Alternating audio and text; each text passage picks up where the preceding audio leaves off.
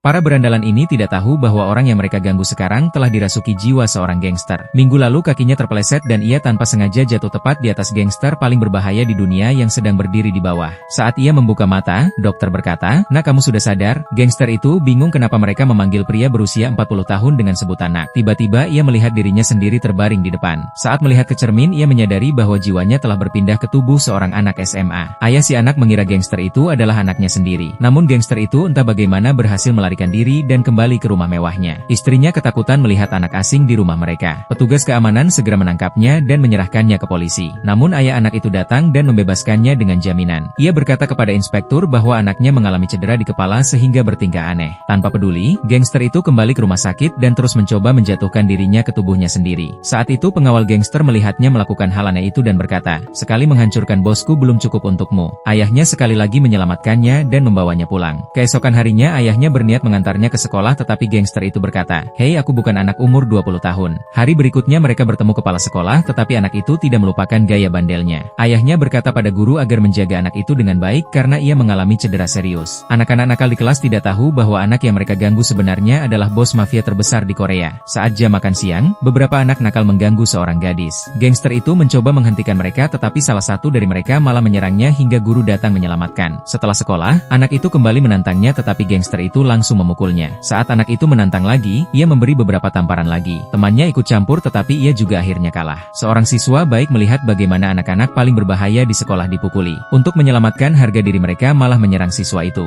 Salah satu dari mereka merekam video, tetapi tiba-tiba gangster muncul dari kamar mandi dan menjatuhkan mereka semua dengan satu gerakan. Ia mengambil ponsel mereka dan melihat banyak video siswa di dalamnya lalu membawanya pergi. Di rumah ia melihat dalam ponsel itu ada video anak yang tubuhnya sekarang ia tempati. Pada hari yang sama, karena gangguan anak-anak itu, anak tersebut jatuh dari gedung dan jiwa mereka saling bertukar. Menyadari hal itu, gangster pergi menemui pengawal paling setianya dan mengatakan bahwa ia adalah bosnya. Awalnya pengawal itu tidak percaya, tetapi anak itu mengatakan hal-hal yang hanya diketahui oleh gangster tersebut. Akhirnya ia percaya bahwa itu benar-benar bosnya. Anak itu kemudian menjelaskan bahwa beberapa anak nakal di sekolah sering mengganggu seorang gadis cantik. Lalu ia menyuruh mengirim orang untuk menculik mereka dan kalau bisa mematahkan beberapa tulang mereka juga. Anjay.